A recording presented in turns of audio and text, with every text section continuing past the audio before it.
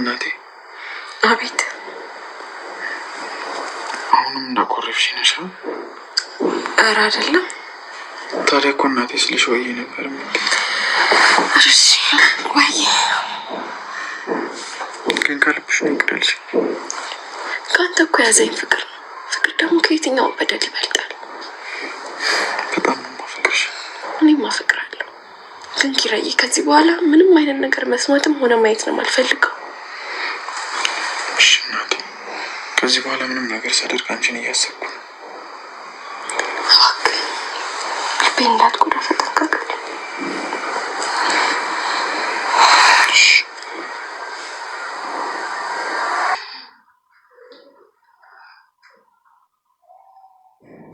አፈቅራለሁ። እኔም በጣም አፈቅርሻለሁ። እዚህ ምን ትሰሪያለሽ? ውይ እናንተ ጋር ምን እንደገባሁት? ወይኔ ከእንቅልፍ ያልነቃሁም ማለት ነው። ስካር ያለቀቀኝም ማለት ነው። እኔ እኮ ሽንቴ ልሸና ተነስቼ እዛ የገባሁ መስሎኝ ነው። እሺ አሁን በሩን ዝጊውና ውጪ። እሺ ለማንኛውም ግን ስተኙ በሩን ዘግታችሁ ተኙ። እሺ አሁን ውጪ ተባልሽ እኮ። ምን ያስጨዋል? ተረጋጋ እንጂ። መሀል ገብቼ ልተኛ አላልኩ?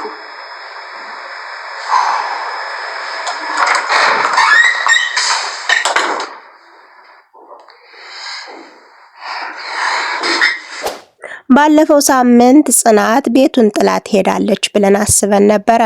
ብዙዎቻችን ልምድ ያላደረግነው ትዳር ውስጥ ከገባን በኋላ ነገሮች ሲገጥሙን ትተን ወደ ቤተሰቦቻችንና አላስፈላጊ የሆነ ጓደኞቻችን ጋር ነው የምንሄደው። ጽናት ግን ችግሮችን ከቤቷ ሆና መጋፈጥ ጀምራለች። እንዲሁም ምርቃ ወርዳ እናያታለን። ሰላም የተወደዳችሁና የተከበራችሁ የቻናሌ ቤተሰቦች በመላው ዓለም ያላችሁ፣ እኔ በጣም ደህና ነኝ። እናንተም የኔ ተመሳሳይ ህይወት እንደሚኖራችሁ ተስፋ አደርጋለሁኝ። እናም ዛሬ ጽናት ድራማ ክፍል 86ን ይዤላችሁ መጥቻለሁ። ሰኒ ከቤቷ ቁጭ ብላ ነበረ። ከቤቷ ቁጭ ብላ የሆነ ሐሳብ እያሰበች ነበረ። ክብሮንም ካንኳኳ በኋላ ወደ ቤቷ መርቷል። እንዴት ብሳል ትመጣቻለህ ትለዋለች ሰኒ። ክብሮም አፈፍ አድርጎ ያቺ ህሌና የምትባል ልጅ መኝታ ቤት የገብታ ተኝታብኝ አሁን ወደ አንቺ መጣሁ ትንሽ ልጫወት ብዬ ይላታል። እንዴት መኝታ ቤት ትተኛለች ብላ ያዙኝ ልቀቁኝ አለች። እንዴት ሶፋ ላይ አተኛም ካንተ መኝታ ቤት እንዴት ልተኛ ቻለች ትላለች። እሱም ደግሞ አንገቷን ስላመማት ነው ትተኛ ብሎ ሲከራከራትም ነበር። እንዴት ግን በዚህ ታክል እንዴት ትጠያታለሽ? እንዴት እንደዚህ ትጠያታለሽ? ሴት እኮ ነሽ እያላትም ነበረ። እንዴ ላንተ ብቻ አስቤልህ ነው እንጂ እሷን ጠርቻት አይደለም ያለች ትከራከረውም ነበረ። በጣምም ተናዳለች። ብዙ ነገር በመሃል ተናግረዋለች። እንዴት እንደዚህ ትያለሽ? ለምን አብረሃት አተኛም? እኛ እኮ ብርድ ልብሱም ለብቻ ለባብሰን እንተኛ ነበረ። ግን ያው ዝም ብዬ ካንቺ ጋር ልጫወት ብዬ ነው የመጣሁ እያለ ሲያቃጥላት ነበረ። ለምን አብራችሁ አተኙም? ግን ደግሞ እንደ ኪራ ስትጸጸት መስማትም ማየትም አልፈልግም ትለዋለች። ኪራ እኮ ባለትዳር ስለሆነ ነው። እኔ እኮ ምንም አይነት ትዳር የለኝም። ያው ማድረግ ፈልጌ ሳይሆን ግን ቢሆንም ምንም አልጸጸትም ይላታል። ጽናትና ኪራ ተኝተዋል። ከተኙ በኋላም እናቴ ብሎ ይጠራታል። አቤት ትለዋለች። እናቴ ይቅርታ አላደረግሽልኝም ማለት ነው። ሌላ ጊዜ እኮ እናቴ ብዬ ስጠራሽ ወየ ነበር ምትይኝ፣ ዛሬ ግን አቤት አልሽኝ ይላታል። እሺ በቃ ሌላ ጊዜ ግን ተጠንቀቅልኝ። እኔ እኮ የጀመርኩት ፍቅር ነው። ካንተ ጋር ምንም ነገር መስማት አልፈልግም። ሁሌም ልቤን እንዳትጎደኝ ተጠንቀቅልኝ እያለችም ነበረ። ህሌናም በርሰል ተጠቀምጣ ሌላ ጊዜ እኔና አንገቴን ሰባብረው እነሱ ሮማንቲክ እንዴት ይሰራሉ እያለች ንድድ ቅጥል ትላለች።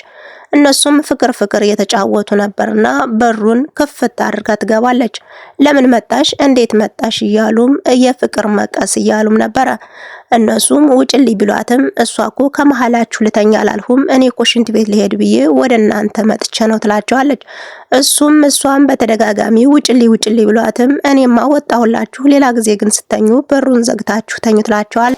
ናሆሜና ምሩ መኝታ ቤታቸው ነበሩና እያወሩ ነበር። አንቺ ልጅ ስራ አታብዥ ስለሽ ስራ እያበዛሽ እኮ እያመመሽ ነው፣ ከዚህ በኋላ ሰራተኛ አመጣለሁ እያሉ የሆዳቸውን እያወሩ ነበር። አሁን ስራ ካልሄድክ ተኛልኝ ያለች እጁንም እየነካከሰችው ነበር። አሁን እንተኛ እያለችው ነበር። አሁን እኔም አልተኛም ዝም ብዬ አይናይን ሽልየው እያሉ ሮማንቲክ የተጫወቱም ነበር። በሌላ በኩል ሴተኛዋና ጽናት ከመኝታ ቤቷ ተነስታ ወደ ሳሎን ሄዳ ሴተኛዋን ደህና አደርሽ ትላታለች። እኔማ ደህና ነኝ እናንተ እንዴት ናችሁ ብለውም በሰላም እያወሩም ነበረ። እኔን ማን ይንከባከበኝ ትላለች።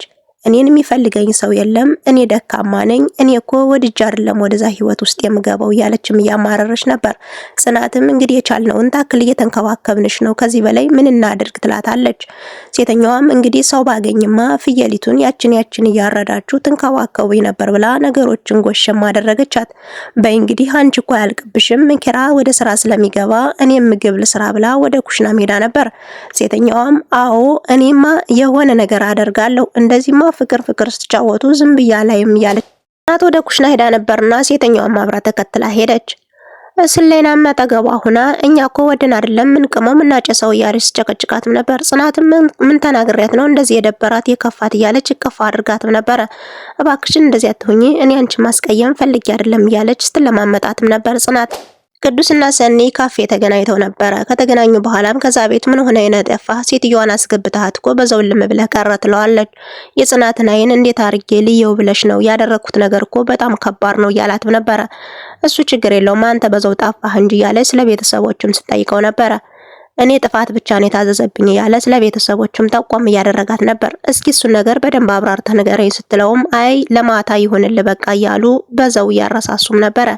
በሌላ በኩል ደግሞ ጽናት ባሏ ልትሸኝ ብላ ሽርን ጉድ እያለች ነበረ። ልብሱን እየለበሰ እያለም እኔ በቃ ላልብስህ እያለች እያለባበሰችውም ነበረ። ይህን ቲሸርት ከዚህ በኋላ 1 አመት ነው የምለብሰው እያለ ስለ ፍቅር እያወሩም ነበረ። እነሱም እንግዲህ ስራ ሄድልኝ ስትለው እኔ እኮ ቅር ካልሽኝም እቀራለሁ ይላታል። ካልተሰራ እኮ አይበላም ስራ መሄድ አለብህ እያለች እሷም ልብሱንም እያለባበሰችው ነበር። እሱም ይባስ ብሎ ከንፈሯንም ሊስማት ጠጋ እያለ ነበረ።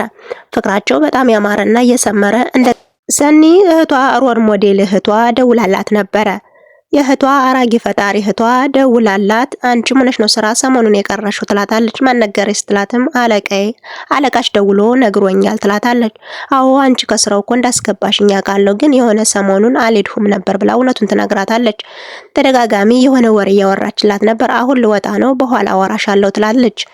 ከዛ ስልኩን ከዘጋችሁ በኋላ ሰኒ እኔ ከስራ ውጭ ሌላ ምንም ላይፍ ስታይል የለኝም ወይ ያለች ብቻዋን እያማረረችም ነበረ።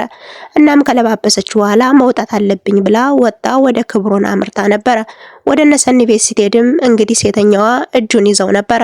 እሱም በህልም መንፈስ ያዙኝ ልቀቁኝ እያለ ፈገግ እያለ ነበርና ህሊና ሄዳ እጁን ትይዘዋለች። እጁ እንዳያዘችው ሰናይት ትመጣለች። ሰናይት ከመጣች በኋላ ያው ሲያያዙ ስላየቻቸው ፌንት ነቅላ ወደ ኩሽና አምርታ ነበረ። ጽናትም ያለ ወትሮሽ ኩሽና እንዴት እነ ቦርሳሽ ትመጫለች ትላታለች። ሳሎኑማ ተይዟል በወንዶቹ ያቺ ህሊና የምትባል እንደዚህ አድርጋ ብላ ሁሉንም ነገር ትነግራታለች። እንግዲህ እነሱ እጇን ስለያዘችው እንዴት እንደዚህ ትሆኛለሽ እያለች ጽናትም የሆነ ነገር ስትላት ነበረ። ሰኒም እንግዲህ የኛን ጨጓራ አቃጥላ ልደፋን ነው ትላታለች። እንግዲህ የሴትዮዋ ጨጓራ ሳይቃጠል ያንቺ ጨጓራ ቀድሞ እንዳይቃጠል እያሉም ተረትና ምሳሌ አድርገውት ነበረ። ጽናትም እንግዲህ ይህ ነገርማ ጥላቻ ሳይሆን የሆነ ነገር እንዳለ እየተሰማኝ ነው ትላለች። ናሆሜ ቅዱሴን ከቤቱ ጠርቶት ነበርና እምሩን እንዲመክርለት ያደረገ ይመስላል። እምሩንም እያወሯት ነበረ። ስራ አታብዥ፣ ሌላ ሰው የሚያስታምመው አጥቶ ብቻውን መከራውን ያያል። አንቺ ደግሞ ሰው ሲያስታምምሽ የሱም እያሰብሽለት ታመሚ፣ ራስሽን እንየው ሁሉንም ነገር አምነሽ ራስሽን አስታሚ እያለች ሲመክራትም ነበረ። እሱም በሌላ በኩል አዎ ከዚህ በኋላ ራሷ እንድታስታምም ነው የምፈልገው ይላል። ስራ አታብዥ፣ ስራ አትስሪ ያልኋት እሷ ግን ልትሰማኝ አልቻለችም እያለ ሁሉንም ነገር እያወራ ነበር። ስለ ሞትም እያወሩ ነበር። ስለ ሞት ማውራትም መስማትም አልፈልግም ይላል ናሆሜ። ሞት ተለለ እኮ ለሰዎች ማሰብና አለማሰብ አንችልም። ስለዚህ ሁሌም ስንኖር ሞትም ማስታወስ አለብን ያሉ እየተመካከሩም ነበረ።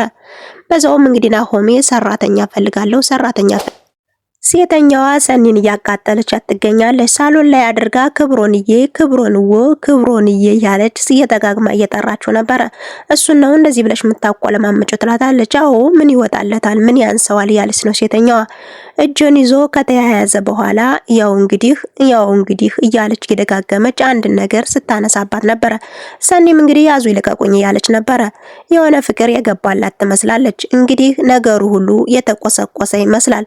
ሰኒም ላፍ ብላ ወጣ ሄዳለች። ለዚህ ልብሽ ነው ያዙ ይልቀቁኝ የምትይው ትላለች ሴተኛዋ። እንግዲህ አልፋ ሲሄድም ያው ክብሮና አግኝተው ነበር ደረጃ ላይ። እሱ ወደ ላይ የወጣ እሷ ደግሞ ወደ ታች እየወረደች ነበረ። ሳሎንም በሴተኞች ተይዘዋል። ሂድ በል ግባ እያለችም ነበር። አንቺ ልጅ ምን ሆነሻል ዛሬ እንደዚህ አድርጎ የሚያበሳጭሽ ያለ ሲከተላትም ነበር።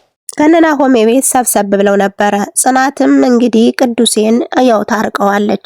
ቅዱሴ ምን ሆነ ነው ከዛ ቤት የጠፋው እያለች ጠይቀው ነበረ። ሰኒም እንግዲህ ስለ ልጅቷ የሆነ ሀሳብ ይዞት ያንቺን ማየት ከብዶት ነው ትላታለች። አንተ እኮ ሆን ብለህ ያደረግከው ነገር አይደለም፣ ስለዚህ ምንም ችግር የለውም እያለች ይቅርታም አድርጋለታለች። በሌላ በኩል ደግሞ ናሆሚ እኔ እኮ ሽንት ቤት ስገባ እምሩ ስራ እንዳሰራ ሽንት ቤቱን ገርበባ አድርጌው ነው መጠቀም እያለ በመሃል ብዙ ነገር ሲያወራቸው ነበር። እነሱ አንቺ እኮ ስለማትናገሪ ነው እንጂ በደንብ ያምሻል፣ ስርዓት ስሪ ያልቻት ነበር ጽናት። ምክራቸውን እንግዲህ ለገስ እኔ ብነግራት አልሰማችኝም፣ በማህበር ምከሩልኝ ይላል ናሆሜ። እምሩም አፈፋ አድርጋ በልቡና ላፍላላችሁ በባዶ አስቀመጥኋችሁ ትላለች። እንግዲህ ጀመረሽ። ጽናትም አፈፋ አድርጋ እኔ አፈላዋለሁ ትላለች። ቅዱሴም አፈፋ አድርጎ አይ ሰኒ እንድታፈላ ነው የምፈልገው ይላል። አዎ ዛሬ ታፍላልን ይላል ናሆሜ። እኔ አላፈላም፣ አንተ እኮ ከኔ ጋር ችግር አለብህ ትላለች። ስለዚህ ቅዱሴ እኔ አፍይልኝ እያላት ነው። እኔ አላፈላም፣ ቡና አይጣፍጥም፣ ዛሬ ማፍላት አልፈልግም ትላቸዋለች። እንግዲህ ካልሆነ እናንተ አቀራርቡልኝ፣ ቡናውን ቁሉልኝ፣ ፍጩልኝና እኔ አፈለዋለሁ ትላቸዋለች። ስለዚህ ናሆሜም እኛ ለምን አንጨርሰውም? እኛ ቆልተን አፍልተን ጅበና ውስጥ አድርገን ለምን እኛ ቀርተን አንጠጣም ይላቸዋል። እንግዲህ ቅዱሴም ሰኒን በይተዩ እንደዚህ ሆነሽ ብታፈዩ ራሱ ቡናው መደፍረሱ አይቀርም እያለ እዚህ ጋር ጓደኞቿ እየተሳሳቁ ድራማው አብቅቷል። በቀጣይ ሳምንት እንግዲህ ናሆሜ አዲስ ሰራተኛ መጥቶ ምን ይፈጠር ይሆን የሚለውን አብረን የምናየው ነው የሚሆነው። እስከዛው ግን ሰናይ ጊዜን ተመኘውላችሁ። አብራችሁ ስለነበራችሁ ከልብ አመሰግናለሁ። አብዝቼ ወዳችኋለሁ።